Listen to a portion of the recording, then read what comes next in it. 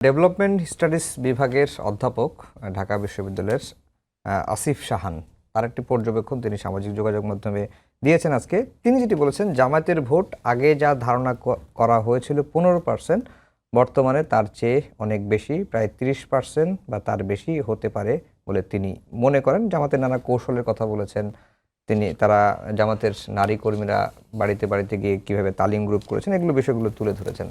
আপনার কাছে কি মনে হয়, জামাত তো স্বাধীনতার পরে 54 বছরের সবচেয়ে ভালো সময় পার করছে এবং এর আগের যে ভোটের রেকর্ড, এটা তো 30% হলে তো প্রায় কয়েক গুণ। মানে মাঠের পরিস্থিতি কি বলে বেসিক্যালি?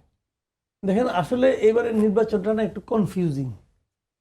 মানে আমরা আগে যেভাবে ভাবতাম যে প্রধান দুইজন প্রতিদ্বন্দ্বী আওয়ামী লীগ, বিএনপি, জামাত এবং জাতীয় পার্টির অবস্থা হলো কে কার সঙ্গে যাবে, যে কতটুকু ক্ষমতার শেয়ার নেবে, এই যে ধারণাটা, এই ধারণাটার সঙ্গে এবারে নির্বাচনের বাস্তবতা মিলবে না।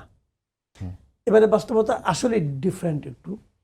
কিন্তু আসিফ শাহান সাহেব যে হিসাবটা দিয়েছেন, আমার কাছে এই হিসাবটা আমার নিজের যে অভিজ্ঞতা, আমার নিজের যে অবজারভেশন, তার সঙ্গে মেলে না। জামাতের ভোট বেড়েছে, কোনো সন্দেহ নাই।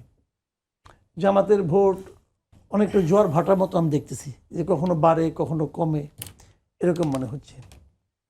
সবার মধ্যে এই ধারণাটা আসছে কেন? এই ধারণাটা বেঁচে গেলে আসছে শিক্ষা প্রতিষ্ঠানগুলোতে তাদের যে অভূতপূর্ব সাফল্য, এটার কারণে। কিন্তু আমি এটাও মনে করি, শিক্ষা প্রতিষ্ঠান সব শিক্ষিত ছেলে মেয়েরা, তাদেরকে আপনি যুক্তি দিয়া, লজিক দিয়া, প্রাপ্তি দিয়া, কিছু একটা দিয়া তাদেরকে আপনি প্রভাবিত করতে পারবেন। গ্রামের ভোট ভাই এখনো মার্কায় হয়, গ্রামের ভোট এখনো মার্কায় হয়।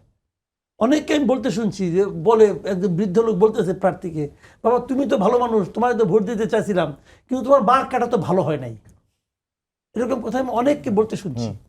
তো জামাতের এমন একটা মার্কা, যে মার্কাটা 2009-এর পরে বাংলাদেশের ভোটাররা দেখে নাই। দাঁড়িপাল্লা নামে যেটা মার্কা আছে, এটা 2009-এর পরে এদেশের মানুষ এই মার্কার সঙ্গে পরিচিত না। ধানের শীষে ইলেকশন যে খুব বেশি করছে তাও না, কিন্তু না হলেও ধানের শীষে কোনো প্রোগ্রাম, কোনো অনুষ্ঠান, যে আপনার মিটিং, সেখানে কিন্তু লোকে ধানের শীষ নিয়ে আসে হাজির হয়েছে। কাজে জামাতের মার্কাটা অপরিচিত।